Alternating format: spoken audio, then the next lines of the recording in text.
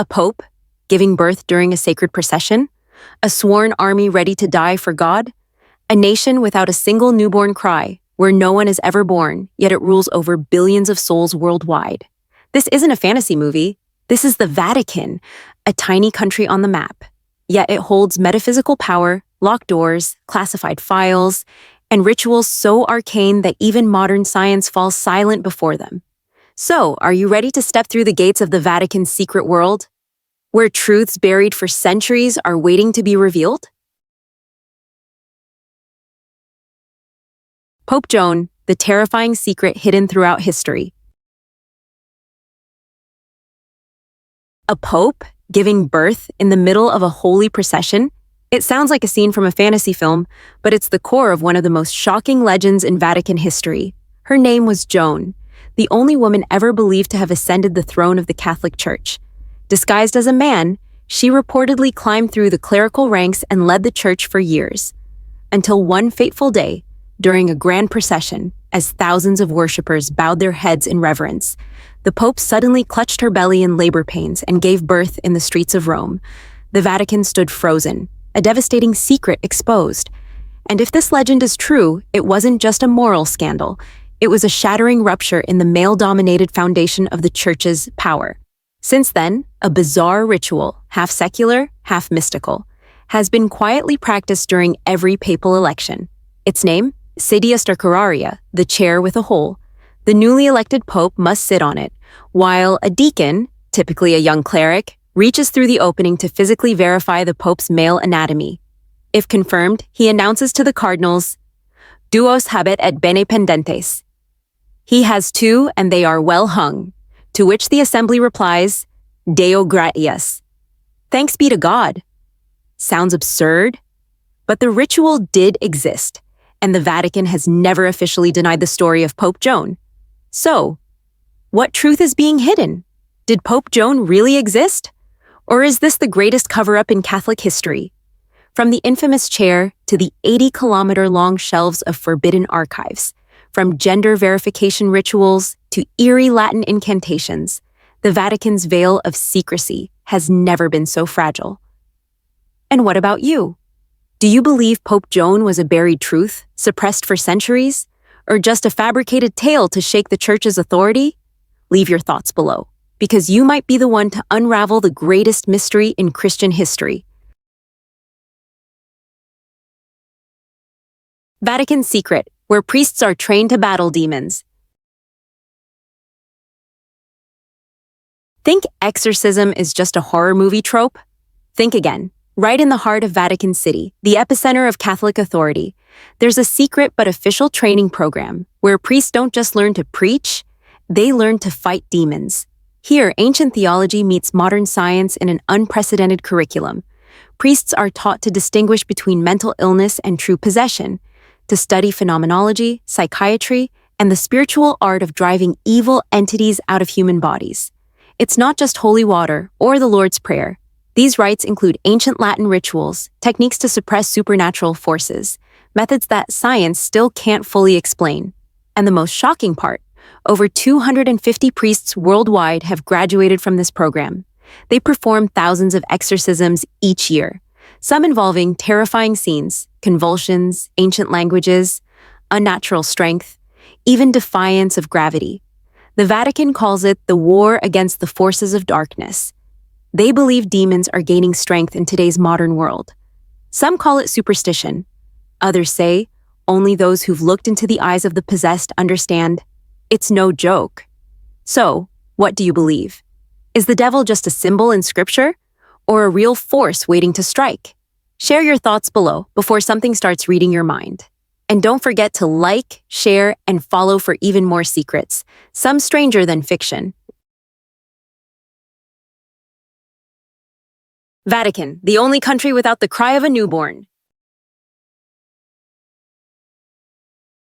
Imagine a country where no baby has ever cried at birth, where there are no maternity wards, no midwives, where no one has ever been born on its soil. Sounds paradoxical?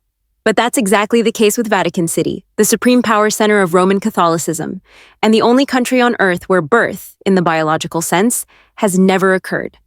In the Vatican, you cannot become a citizen by being born there. You can only be chosen, appointed by the Pope or the Holy See. Vatican citizenship is temporary and reserved for those holding sacred positions: cardinals, priests, clergy, or Swiss guards. And since no women live there long-term, there's no reason to build a maternity hospital. That means throughout its entire history, no one has ever let out a first cry here. No newborns, no mothers in labor. No new life has ever taken shape in this land. It is a country designed not to produce people, but to uphold a supernatural structure of power. One could say, every Vatican citizen appears by decree, not from a womb. Here, life isn't born, it is sanctioned. And when one's duty ends, Vatican citizenship is instantly revoked, as if they never existed in the holy domain. Nowhere else on earth operates this way. A land that discourages birth, that has no need for children, no need for a bloodline to carry on, only absolute faith and lifelong obedience. In my view, this isn't just a peculiar fact, it's a symbol of how the Vatican operates, stripping away biological instincts to preserve metaphysical authority. This is a place that doesn't need new life, it needs continuity of belief. That's why the Vatican doesn't resemble a country, it resembles a power structure that transcends humanity.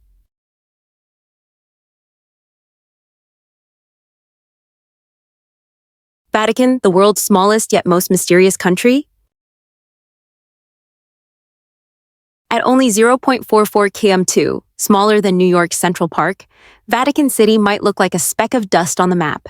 Yet this seemingly tiny place is the absolute power center for over 1.3 billion Catholics worldwide, and one of the most secretive territories on the planet. Behind its ancient walls and golden domes lie centuries of classified documents, secret decrees, and unreleased records. The Vatican isn't just a place of churches, it's a labyrinth of underground tunnels and over 80 kilometers of restricted archives, storing materials inaccessible to anyone without papal permission. From the trial of Galileo to confidential letters between the Pope and Hitler, much remains hidden in the shadows. And that's just the surface. Some speculate that the Vatican has ties with clandestine forces like the Illuminati, harbors ancient Babylonian knowledge, lost technologies, or even objects not of this earth. A realm where faith and control become one, where truth can be redefined, and where every cobblestone might conceal a dark chapter of human history. The Chronovisor, Vatican Secret Files, and the Mystery of Time. Hidden deep beneath the Vatican lies a secret archive stretching over 80 kilometers, containing millions of unreleased documents, from the trial of Galileo to classified records on the Knights Templar. Only a select few are granted access, and the rest of humanity may never know what is truly locked behind its fortified steel doors and countless layers of spiritual security. But among the most sensational rumors, fiercely denied by the Vatican, is one that sends chills through both scientists and theologians: the Chronovisor. Allegedly created in the 1950s by a team of priests, engineers, and scientists, including Father Pellegrino Ernetti, the device was said to allow users to view the past in vivid real-time images and sound. Described as a kind of television set, the Chronovisor supposedly didn't receive present-day broadcasts, but rather tuned into lingering space-time frequencies, enabling users to witness historical events long gone, including the crucifixion of Jesus on Golgotha.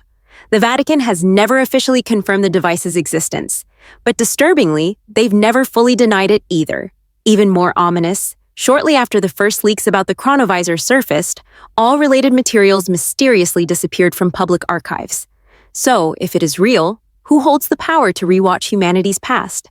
A machine like this, if it exists, could tear apart every truth we've ever believed in. Religion, politics, and history would no longer be sacred or certain. Conclave, the world's most mysterious election ritual. You've probably seen white smoke rise from the Sistine Chapel chimney and known a new pope has been chosen.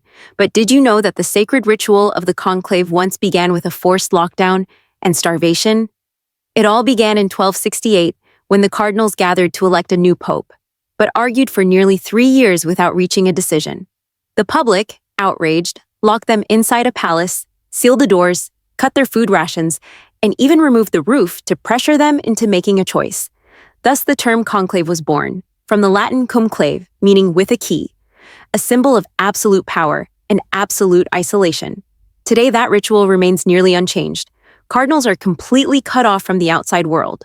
No phones, no internet, no media. Only prayer, reflection, and ballots. And then, the furnace burns the votes, producing one of two signals. White smoke if a new pope is chosen. Black smoke if disagreement continues. But who truly knows what happens behind those closed doors? One man, chosen among many, assumes the role of God's representative on earth. But how transparent is this process really? Is it still divine, or has it become political?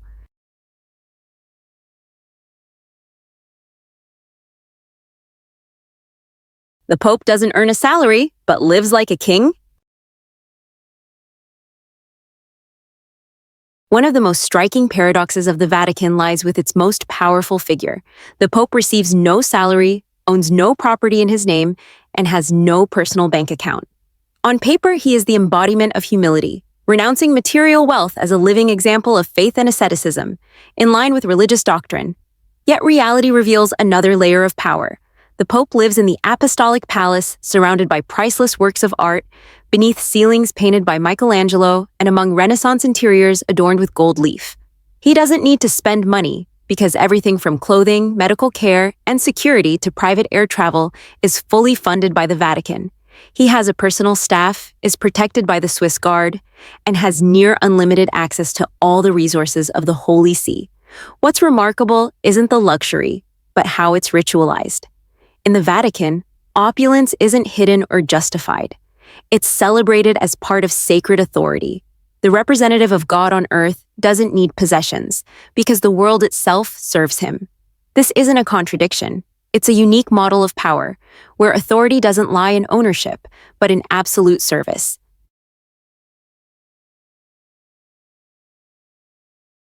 Vatican, the most mysterious financial empire on earth. Despite covering only 0.44 square kilometers and lacking a military or an industrial economy, the Vatican controls a vast global financial network, operating under one of the highest levels of secrecy in the world.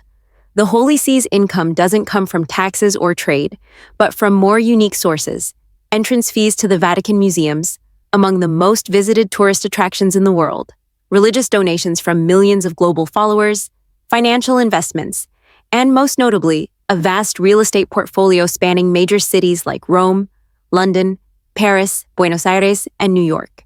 Yet this secrecy has also led to serious scandals.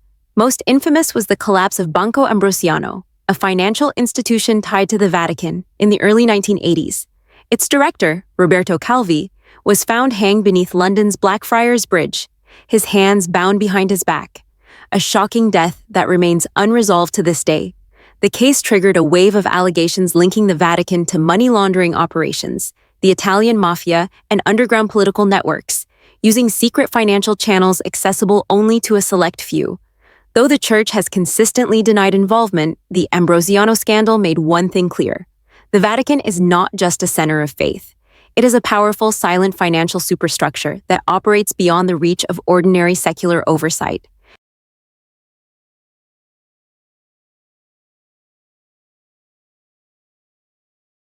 Visiting the Vatican highlights and access. Though Vatican City is the smallest independent country in the world, accessing it is easier than you might think. St. Peter's Basilica, the heart of the Holy See, is open to the public free of charge, allowing visitors to step into one of the most sacred spaces on earth. However, if you want to climb to the dome, the cupola, for a breathtaking panoramic view of Vatican City and Rome, you'll need to purchase a ticket, and every step is worth it. In addition, the Vatican Museums and the Sistine Chapel, which house masterpieces by Michelangelo, Raphael, and centuries of Catholic art, are paid attractions, often crowded with lines forming from early morning.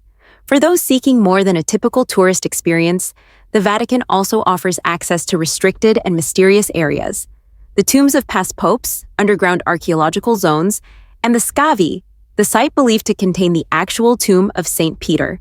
These exclusive visits require advance reservations through the Vatican's official website and are extremely limited in number, not merely sightseeing opportunities, but immersive journeys into faith, archaeology, and a living history that spans 2 millennia.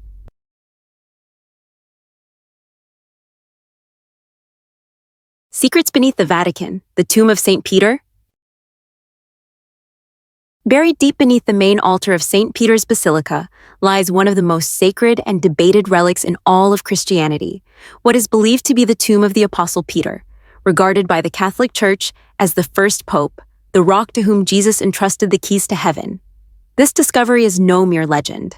In the mid-20th century, archaeologist Margherita Guarducci led an excavation beneath the Vatican. At the deepest level, near a red Roman-era wall, she uncovered a tomb bearing an ancient Greek inscription, Petros Eni, meaning Peter is here. Inside the crypt, bones were found stored in a sealed compartment wrapped in purple cloth, stitched with gold thread, signs of the highest reverence. The Vatican later issued a cautious yet resolute statement, "We believe these are the remains of St. Peter." What's even more symbolic is the tomb's direct alignment beneath the current papal throne above, forming a sacred vertical axis that connects the present-day papacy to the legacy of the man whom Christ first chose to lead. Every pope who sits on that throne does so atop the spiritual and historical foundation of St. Peter himself. The Pope's Secret Tunnel, hidden for 500 years. Behind the Vatican's ancient stone walls lies one of the most dramatic escape routes in the history of European religion and politics, the Passetto di Borgo, an elevated passageway nearly 800 meters long, stretching from Vatican City to Castel Sant'Angelo on the banks of the Tiber River. Built in the 13th century during the reign of Pope Nicholas III, the Passetto was never intended for ceremony or tourism. It was constructed as a secret emergency escape route, used only when the Vatican faced imminent danger. During times of upheaval, such as the 1527 sack of Rome by the German mercenaries of Emperor Charles V, Pope Clement VII used the tunnel to flee, while thousands of clergy and civilians were slaughtered just outside its walls. More than just a military structure, the Passetto is a living symbol of the tension between divine authority and worldly survival. It serves as a sobering reminder. Even the representative of God may need an escape route when the world of men becomes too dangerous. And what about you? Do you see the Passetto as a piece of sacred heritage or a quiet confession that even divine power needs a way out when chaos reigns? Share your thoughts. We're always listening.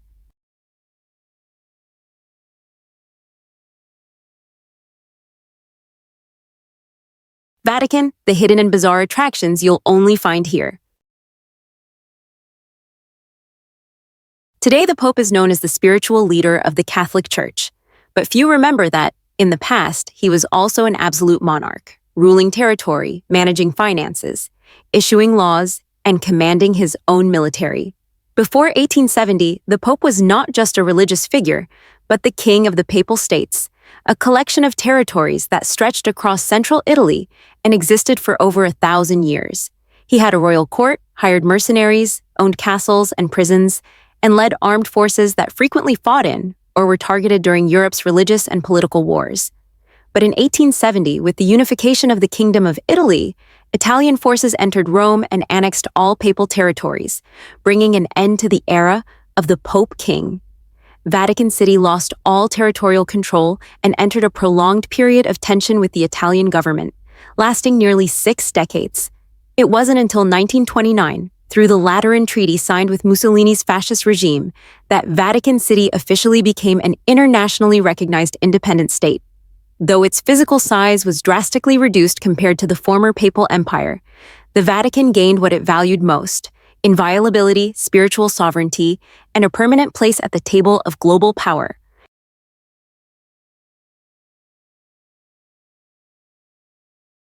The most colorful armor in the world, and its hidden link to Michelangelo. In the heart of 21st century Vatican City, a Renaissance painting seems to come to life in the form of the Swiss Guard. Soldiers clad in vivid blue, yellow, and red-striped uniforms, feathered helmets, and statuesque stances that seem frozen in time.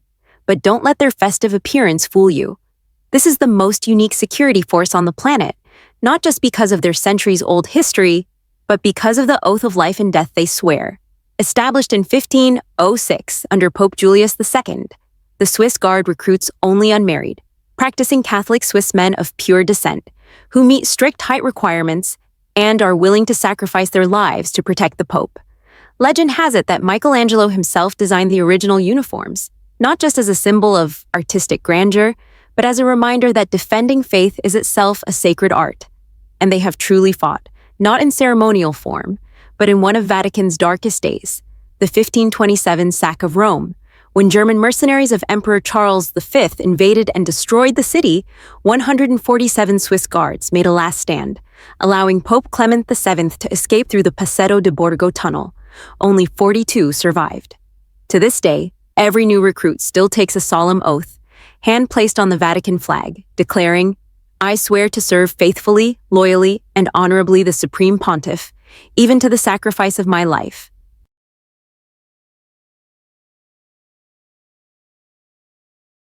Vatican City is not just the heart of faith.